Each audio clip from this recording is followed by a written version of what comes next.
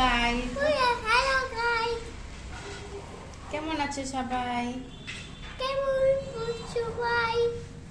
সবার দুপুরের খাওয়া হয়ে গেছে। পাঁচুরু পাতরে হলো, সবাই দুপুরে লাঞ্চ করেছো? চুরু পাতরে হলো, ভাত খেয়েছে সবাই? আছো ভাই?